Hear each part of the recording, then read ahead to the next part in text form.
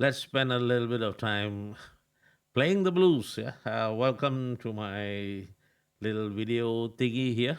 What I did just now here was just a little bit of an introductory kind of playing over what is called a 12 bar blues pattern. The pattern itself is very simple, but the simplicity itself is very deceptive. Yeah. In order to get to be able to play with feel, that actually takes a lifetime of learning. Yeah, no matter how long you play the blues, there is always something new to discover in how to be able to express the feel of it. So let's dive in straight. Talking about 12 bar blues, what is a bar? First thing, what is a bar? A bar, well, in music, a bar is usually like one segment of music. Most common forms of music are counted, in counts of four beats, like one, two, three, four. So in 12 bar blues, one bar is a count of one, two, three, four, which, if played along with the drummer, it's like this. Yes, this is one, two, three, four. One, two, three, four. One, two, three, four. So you get the idea, yeah? So what happens is in 12 bar blues, the chords are repeating in a cycle. There's a constant cycle going on, and that cycle contains, hey, 12 bars. Yeah. To construct 12 bars, as is commonly done in common blues songs, yeah, to construct a 12 bar pattern, you spend 4 bars on the one chord. So, in other words, when we are in A, we spend 4 bars on the A chord. Yeah, this is one bar. So, we're going to do this 4 times on the A chord. And then when we go to the next chord, which is the 4 chord, we call it a 4 chord, which is a D, we spend 2 bars there. So, total, you've got 4 bars on A and you've got 2 bars on D. And what do we have? 6 bars so far. Then you come back to the one chord, which is the A, for another 2 bars, and now you've got a total of 8 bars so far, haven't you? 4 A's, 2 D's, 2 A's, total of 8 bars. Now, to complete the 12 bar pattern, you need another 4 bars. And for those final 4 bars, you're going to move through 4 chords, but only spending 1 bar of time on each. And the 4 chords are like this: the 5 chord, then the 4 chord, and then the 1 chord, and then back to the 5 chord. Aha! You see, I'm not even having to tell you what chords they are.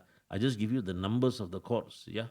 And if you understood a little bit of music theory, you would understand what I'm talking about. But anyway, me being the friendly sort of a guy, for the turnaround, the 5 chord is an E, the 4 chord is a D, and the 1 chord is, of course, back to the A. And then you go back to the 5 chord again for an E. So effectively, what you're playing for the turnaround is this.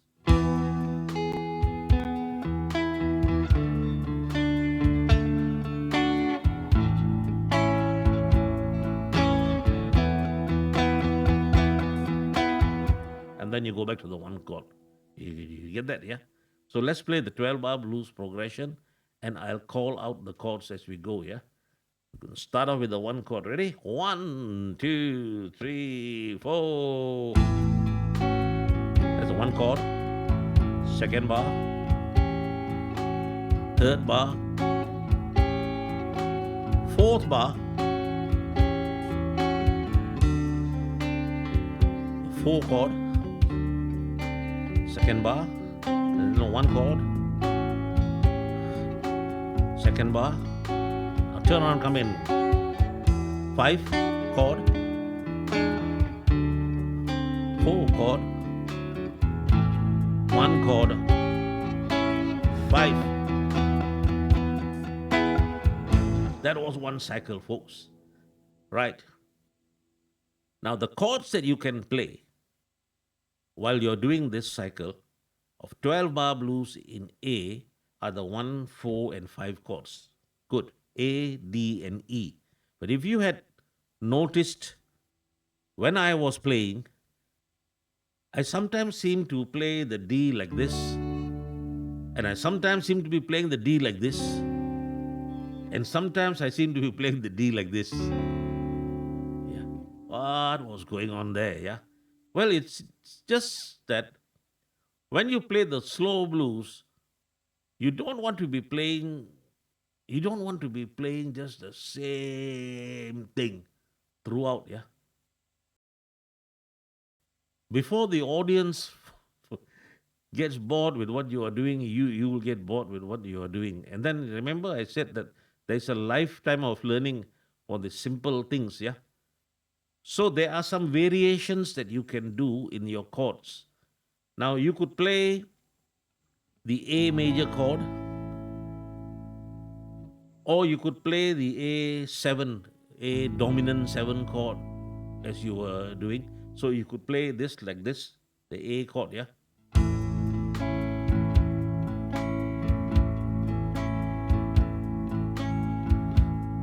Right, you can already feel that it's a bit boring, a bit too simple, yeah. But if you're a total beginner, that's where you have to start. If you are a total beginner, that's where you have to start. And I'll explain to you in a little while. The chord that you are playing is not the most important thing.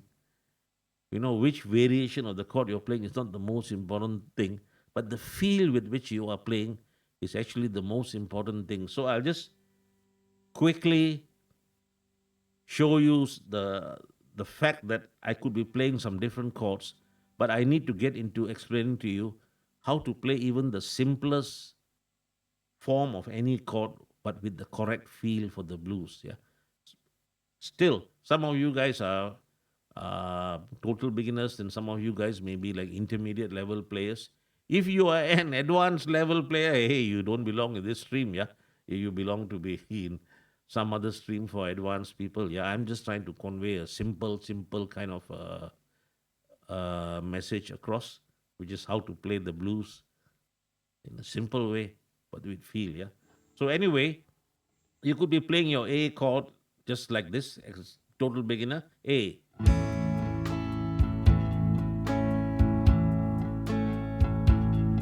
Or you could be playing it slightly differently. That's it, slightly differently. Or you could be playing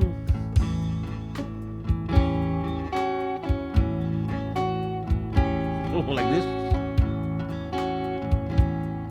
right? And you could be playing your D like this.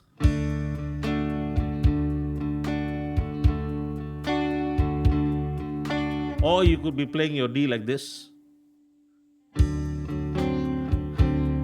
which is actually a D dominant 7, a D7 chord. Yeah.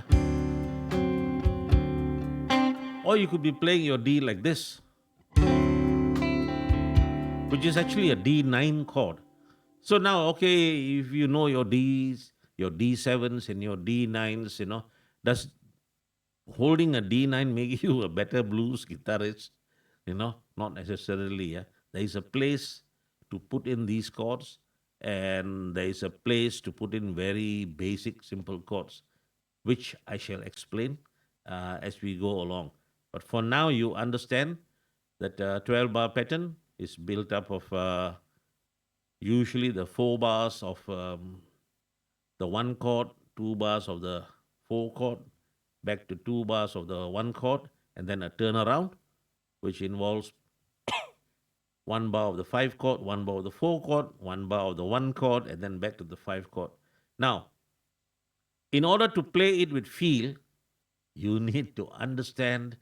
In order to play it with feel, you need to understand what is the feel of the groove that's in the blues. Now, listen to the drum beat, and I'll just give you a count so you have an idea of reference points. Yeah, 1, 2, 3, 4. 1, 2, 3, 4. Now, if you start strumming along with the count, Yeah. And you go 1, 2, 3, 4, 1, 2, 3, 4, 1, 2, 3, 4. By golly, yeah, that does not sound like the blues at all, does it? Yeah. Even if you are a beginner, or even if you are trying to play, okay, let's say one of the nine chords, that you want to put in here, how are you going to go, and do this and play like this?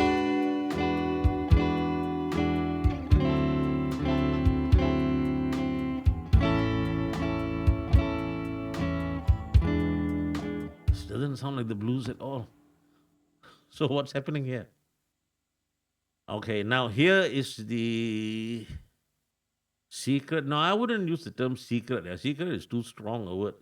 Here's just the thing that many beginners miss when they are learning how to play the blues, or even some intermediate level players. Yeah, sad to say, they learn how to play the blues by learning a lot of chords, and then everybody wants to be a guitar hero, and everybody wants to play a guitar solo, and they learn a whole bunch of solos. Uh, Sometimes learning how to play, solos by learning like notes from some, what they call tabulature chart or note chart. So they know what notes they're supposed to play, and they know, for example, that they are supposed to play. So they play all these notes, and they know that they're supposed to play the notes evenly, and they do like 3, 4, 1, 2, 3, 4, 1, 2, 3, 4. You know, that's not how the blues is felt. That's not how the blues is felt. Now, even though your drums are going 1, 2, 3, 4, 1, 2, 3, 4, when you play the blues, excuse me, need to clear the throat a bit. When you play the blues, you need to think of each of these counts, that 1, 2, 3, 4.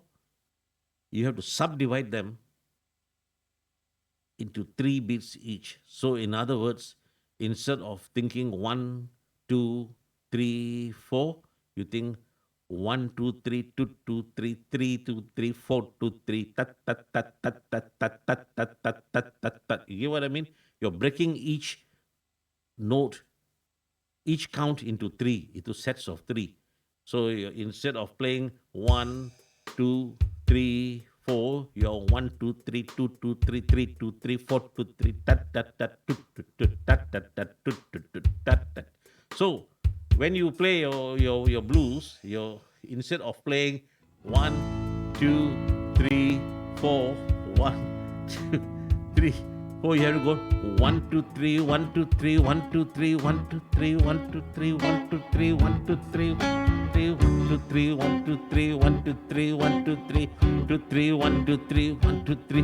Now you don't emphasize every single note. You don't play it like 1, 2, 3, 1, 2, 3, 1, 2, 3, 1, 2, 3, 1, 2, 3, 1, 2, 3, 1, 2. That already becomes robotic again. That's again not the blues. So you could emphasize every one, every count at the beginning of every count. Sorry, so it's like 1, 3, 2, 3, 4 to 3. So you're emphasizing the one, then the other two notes, you know, to make up the three notes per set. You play them softer, or you could go for like 1, 2, 3, 2, 3, 4, 3. So in other words, you can emphasize the one, the first note, and the third note, you know, of the first count. I'm sorry, you emphasize the first note of the first count and the third count. So it's like 1, 2, 3, 4. You emphasize 1, 3. That's 1, 3. This way, you don't have to be playing so much or working so hard into the song. You like 1, 2, 3, 4. 1, 3, 4. 1, 3, 4. 1, 3, 4. 3.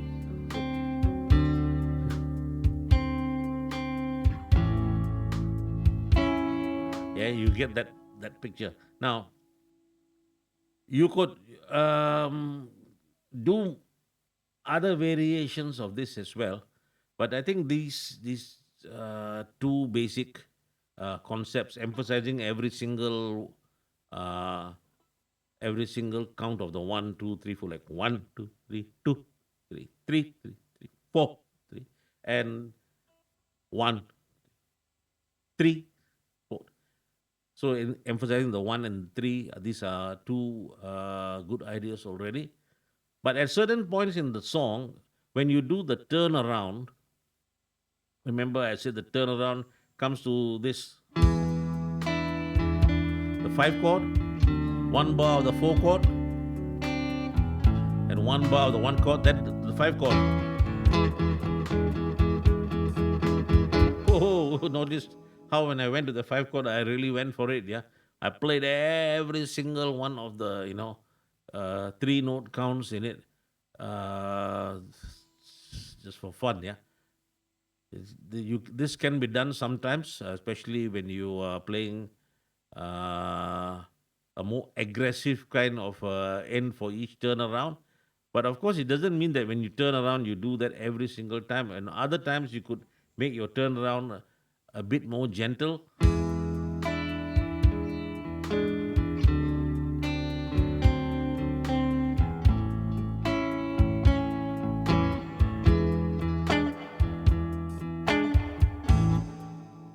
Sometimes, sometimes when you do a turnaround, you can even play the chords in what we call a chromatic descending order. In other words, you just slide down to the next chord, like from the five chord to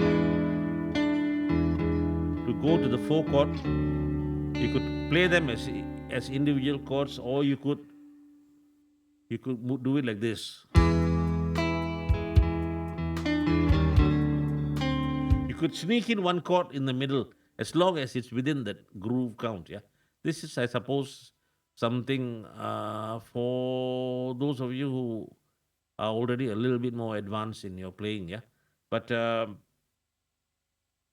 basically, uh, basically, in a nutshell, you're there. Yeah, so have fun. Cheers.